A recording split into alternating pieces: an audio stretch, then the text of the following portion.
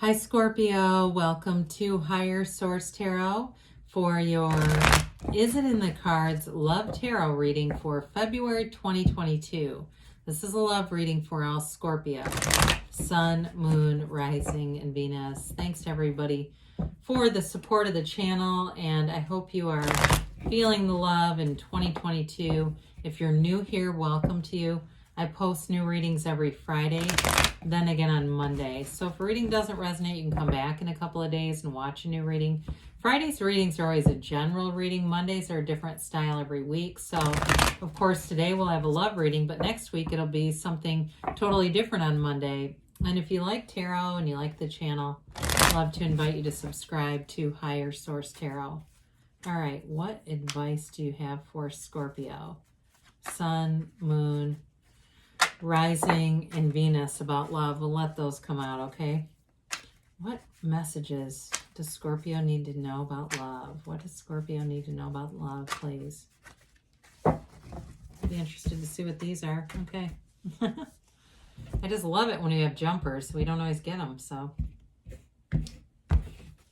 We'll take 3 cards to represent your energy, 3 cards for the person you're attracting, 3 cards in the advice. So your energy is the Queen of Swords, the Queen of Cups, and the Tower. Their energy is Justice, the 8 of Swords, and the 5 of Swords.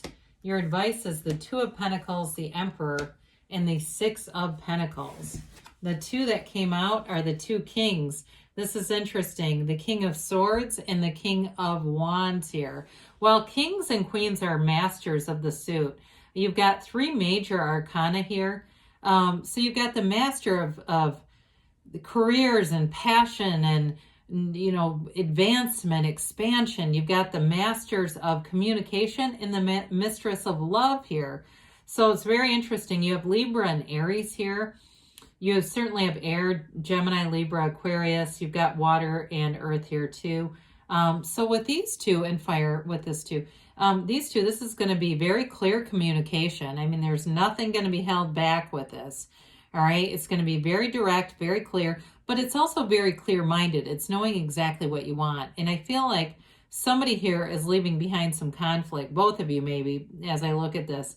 It's time to bring in a more balanced, fun relationship, something where it's the ground or the foundation of it is in trust, okay? This is integrity, these two together. Now, the King of Swords, he's wonderful to run a company. Sometimes he can be a bit unavailable in a partnership. However, I do feel like in this particular reading, he brings in an energy of very direct, frank communication, and that way you can move things forward. So with the King of Wands, he's definitely a lot more available in terms of a relationship partner. But I do feel like this King of Swords is important here. Now, this is an interesting mix of cards because the Queen of Cups struggles to have boundaries that will stay in place, whereas the Queen of Swords will balance that out. I mean, it's great energy in some ways together. This wouldn't have been good if one of these would have been on their side because they don't tend to make great friends. But because they're both in your energy, it actually brings in some counterbalance. It brings in balance. So the Queen of Cups loves with everything. It's an energy where you are going to be all the way in. You're going to be able to go into a relationship with depth. However, the Queen of Swords helps with that because you're going to use your discernment. You won't just get involved in anything with this energy in the mix. The Queen of Cups is also very intuitive, as are you. And so this will be an energy too where I feel like you're going to have this person. There's an intuition, whether you meet them online in some way or you go and meet them somewhere where it seems almost unexpected. It's like an energy of knowing, like you know they're going to be there. You know, you'll know. And if it's somebody that you already know and you kind of have a crush on them, again, you're almost going to be walking into places saying, I swear to God, I'm not stalking you. You know, because you are going to have, there's an energetic connection. You're going to know where they are. And so it might seem a little weird, but I think that's almost opening a door because then it's funny. And the Queen of Swords, like I said, she is hilarious. You'll have a very intellectual energy, very quick-witted in this.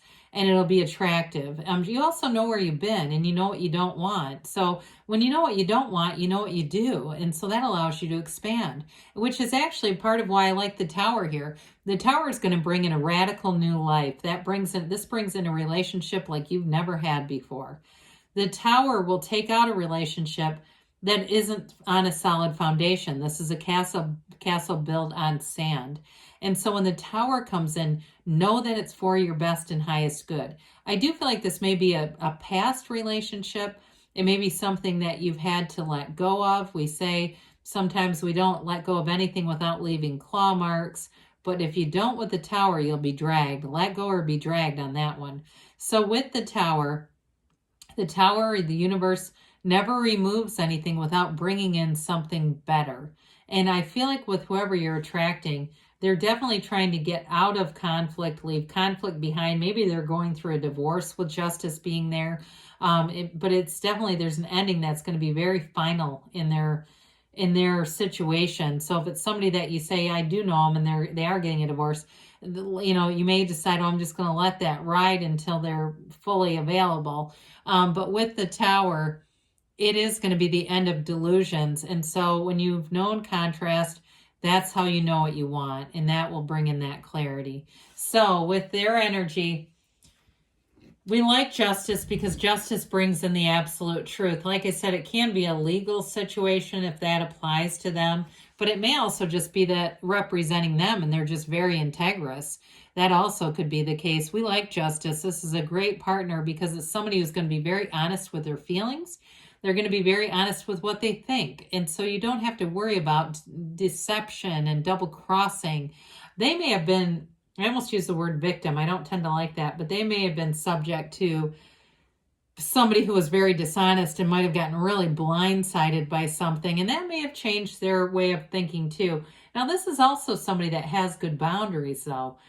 So it may have been as a result of whatever they experienced.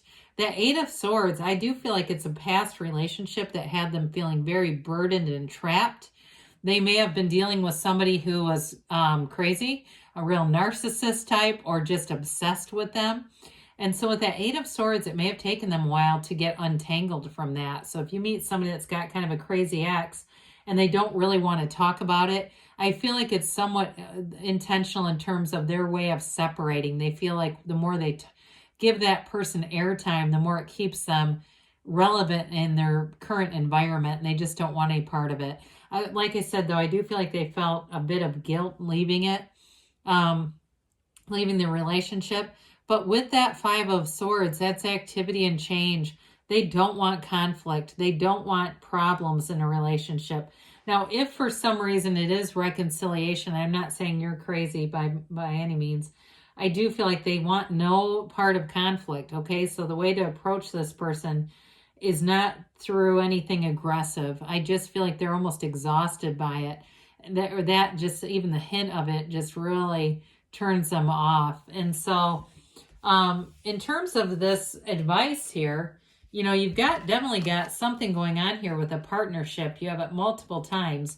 It's a partnership, though, that brings in much more balance. It's much more reciprocal types of energy. And there's a fun, spontaneous energy about this. So you've got maturity throughout the reading, but then you have this bit of whimsy with the Two of Pentacles that may indicate getting out and doing fun things with those pentacles, getting out and exploring, going to events maybe you haven't been to before, and kind of livening things up. Now, the Emperor in the tarot actually makes a great partner. Even though he looks like kind of a badass, he is emotionally available. In fact, he holds the scepter in the shape that it's in to represent his Empress, because what he does for her. This is somebody who can be entirely committed. It is a relationship that's committed. It's also a relationship that's built on wisdom from previous relationships. So if somebody told you or this other person they were emotionally unavailable, in this relationship, it will be different because you were aware of that. With awareness comes responsibility. So the Emperor, too, is the architect of the universe. So it really is about bringing in your true heart's desires and manifesting a relationship that's built on very solid structure. So the Six of Pentacles comes in, like we said, is a reciprocal energy. Sixes are all about harmony, beauty, and bringing in balance into a relationship. So you have the scales of balance a couple of times. And if there's something too with somebody being kind of chained up or burdened by work, I do feel like those scales of balance are like your work-life balance, whoever that is, really getting a handle on that so that you can be in a relationship and be available to the person. Because there's something about that that keeps coming up as far as availability, the word available. Excuse me, which isn't a word I necessarily use a lot in readings. But I do feel like if it wasn't, if it was learning from a past relationship or it's related to just that work-life balance, it's important. So, let's see here what the angels have to say for Scorpio.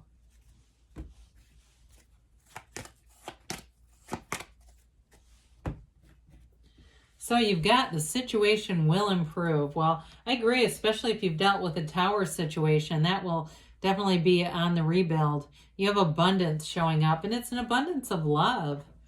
You've got trust. Trust the universe hears you, hears your heart, and wants to bring in your true desires, especially with all the red in the cards. They say take action. And you've got a yes, okay? So love is on the way for you, Scorpio. I love you too, and I'll be back again soon.